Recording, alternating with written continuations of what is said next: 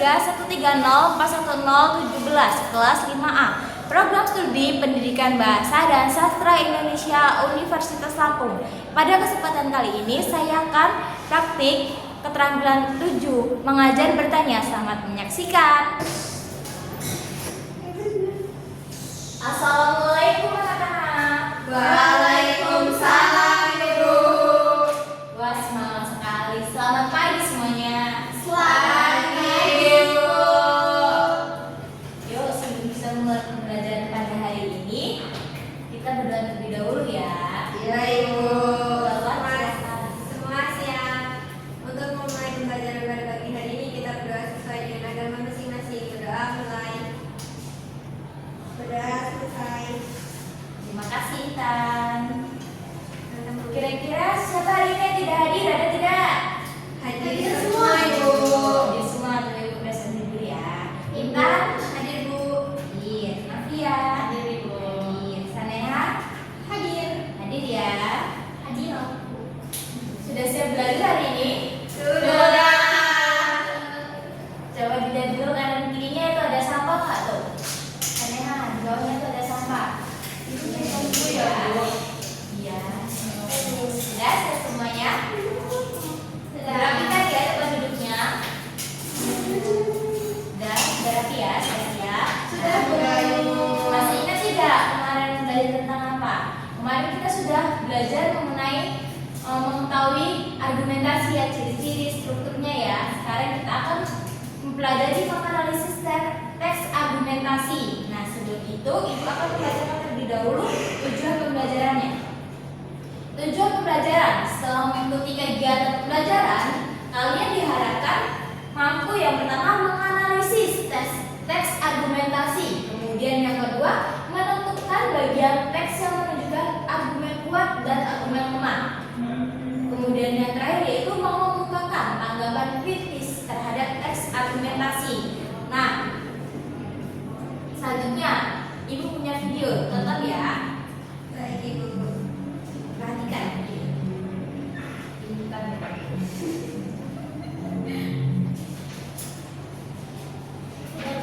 Ya.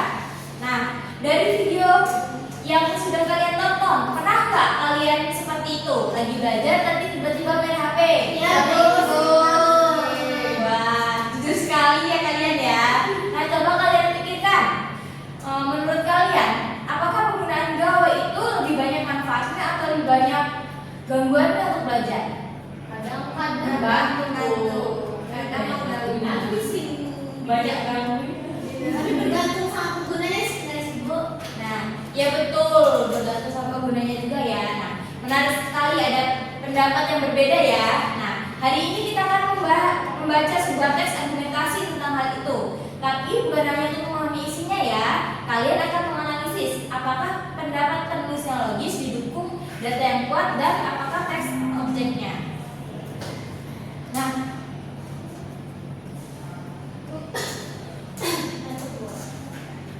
coba kalian perhatikan, jujur penggunaan gawai berlebihan menunjukkan konsentrasi belajar. Nah, baca teks tersebut dengan seksama. Ibu akan memberikan tugasnya, ya.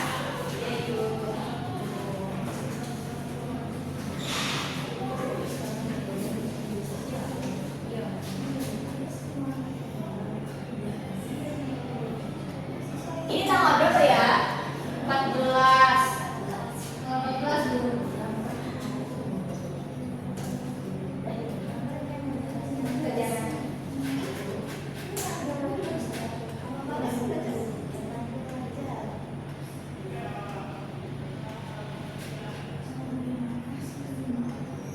Apakah tulisannya terbaca? Terbaca.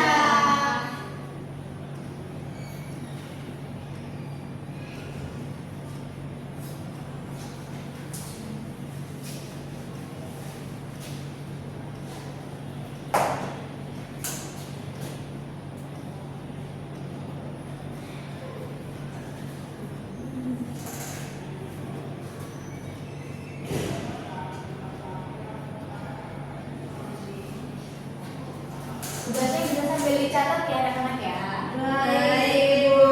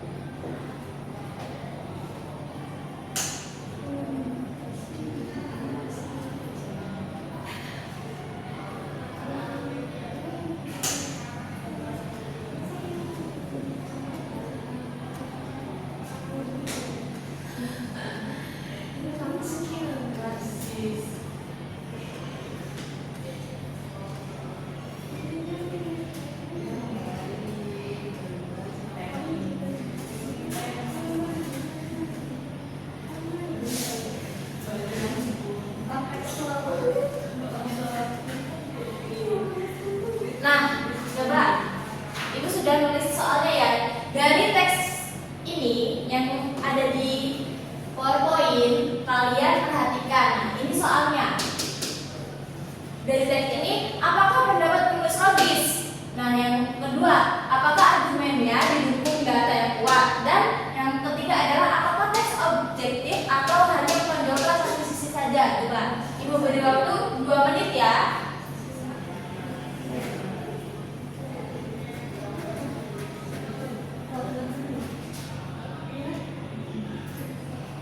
Sudah, Bu. Ditunggu ya teman-temannya ya.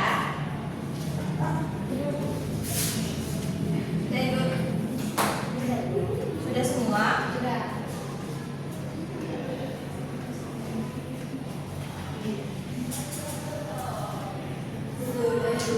Sudah semua ya. Nah, kira-kira siapa yang bisa menyebutkan pendapat tanpa penulisnya? Saya, Bu. Ya. Jadi di situ penulis berpendapat bahwa penggunaan gawai berlebihan itu menurunkan konsentrasi belajar. Nah, bagus. Sekarang, apa alasan utama penulis menyampaikan pendapat itu? Karena siswa itu sering tergoda nggak sih, Bu, untuk membuka media sosial saat belajar. Nah, betul sekali. Nah, menurut kalian, apakah alasan itu berdasarkan fakta atau asumsi? Asumsi, Bu, karena benar bukti yang kuat. Ya. Nah, coba kalian perhatikan kalimat ketiga. Hasil penelitian, ini ya, hasil penelitian dari lembaga pendidikan menunjukkan bahwa siswa yang sering menggunakan gawai lebih dari 4 jam per hari memiliki tingkat konsentrasi lebih rendah dibandingkan mereka yang menggunakan secara terbatas. Oleh karena itu, penggunaan gawai harus Ibu, saya ingin ke toilet ya. Iya, silakan. Harus diatur agar tidak mengganggu kegiatan belajar. Nah, apakah data ini cukup kuat untuk mendukung pendapat penulis? Siapa yang bisa menjawab? Bu, Ibu, Ya, silakan Intan. kurang kuat, Bu, karena penulis tidak menyebutkan nama lembaganya. Nah, hebat sekali. Berarti kalian sudah bisa ya mulai. Ya. Kalian berarti sudah hebat ya bisa menentukan atau menilai kekuatan datanya. Nah, artinya tes ini logis secara isi tapi kurang kuat dari segi sumber informasinya ya. Nah, sekarang apakah penulis juga menyebutkan sisi positif penggunaan gawai? Tidak, Bu, penulis itu hanya menyoroti dampak negatifnya aja, Bu. Nah, kalau begitu, apakah teks ini masuk objektif? Menurut aku sih kurang objektif sih, Bu, karena kan itu hanya menonjolkan sisi negatif aja. Iya, betul sekali.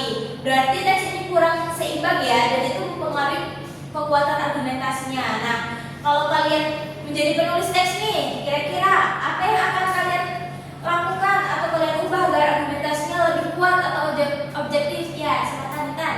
Menambahin sumber data, Bu. Iya, Saya juga menambahkan manfaat gawai, Bu, supaya lebih seimbang. iya, bagus sekali. Itu ya yang menunjukkan kalian udah mampu menganalisis isi teks dan menilai kualitas argumennya ya. Nah, jadi kalian sudah mengerti cara menganalisis argumentasi itu bagaimana ya?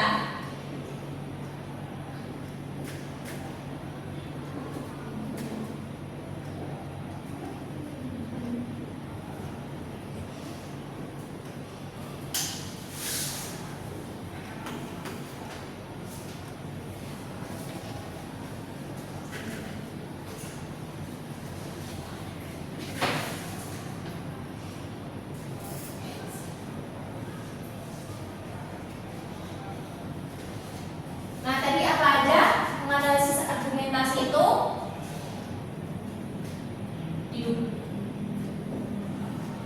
Didukung oleh data yang jelas.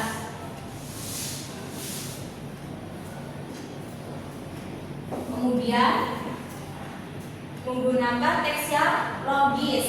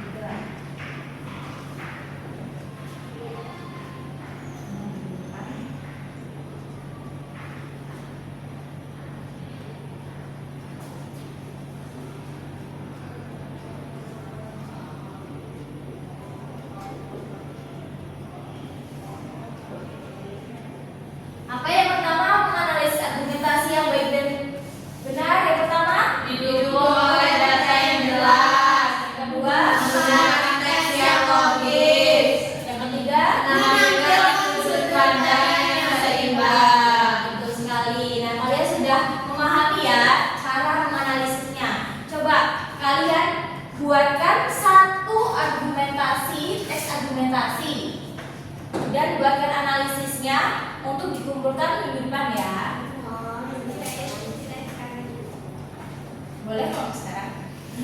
Mau pulang Bu. Mau ini Bu, makan, takut. Dan bagiannya udah dibagi. Udah dibagi ya? Ya. Oh, ke kelas lagi ambil ya? Nah, kita fokus ke pembelajaran dulu ya, sebentar lagi ya. Ayo. Bagian-bagiannya. Nah, hari ini kalian sudah belajar membaca yang menjadi pembaca yang kritis, bukan hanya memahami teks, tetapi juga menilai isinya. Nah, kalian tahu sekarang bahwa tidak semua argumen yang terdengar meyakinkan itu benar. Nah, mulai sekarang, setiap kali membaca opini di media sosial atau berita, biasakan bertanya dalam hati, apakah argumentasinya logis, apakah didukung fakta, atau dan apakah pandangannya seimbang. Kalau kalian sudah mampu berpikir seperti itu, berarti kalian sudah menjadi pembaca yang cerdas dan kritis ya. Nah, ya pembelajaran yang Ibu sampaikan bisa dicatat ya.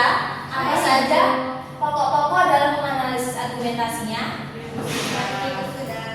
Ya. Yuk ke kelas, boleh tutup. Baik teman-teman, kita belajar pada siang hari ini kita sudah selesai dengan gaya masing-masing. Sudah mulai. Sudah selesai. Terima kasih. Sama Ibu. Assalamualaikum warahmatullahi wabarakatuh. Waalaikumsalam warahmatullahi wabarakatuh. Selamat istirahat, selamat mengenai MBG-nya. Terima kasih. Iya, Ibu. Ya, sama-sama.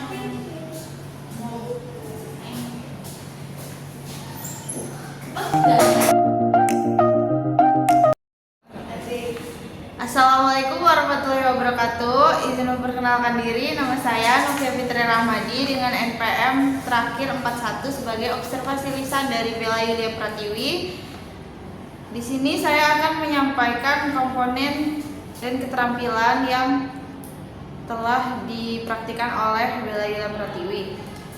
Di sini Bella sebagai calon guru menggunakan pertanyaan secara jelas dan singkat. Yang kedua, memberikan acuan, memberikan pemindahan giliran, memberikan waktu berpikir, memberikan tuntunan, memberikan pemusatan perhatian, dan memberikan penyebaran pertanyaan. Untuk komponen keterampilan dasar mengajar bertanya tingkat lanjut, calon guru juga mengubah tuntunan tingkat kognisi dalam menjawab pertanyaan, menggunakan pengaturan urutan pertanyaan, menggunakan penggunaan pertanyaan pelacak, dan peningkatan terjadinya interaksi. Dan untuk komponen negatif yang perlu dihindari, calon guru menghindari mengulangi pertanyaan secara sendiri atau mengulangi jawaban pembelajar, juga menghindari menjawab pertanyaan sendiri. Calon guru juga menghindari menunjuk dulu sebelum bertanya. Calon guru juga menghindari mengajukan pertanyaan yang mengundang jawaban serempak dan juga menghindari mengajukan pertanyaan ganda. Sekian hasil observasinya. Wassalamualaikum warahmatullahi wabarakatuh.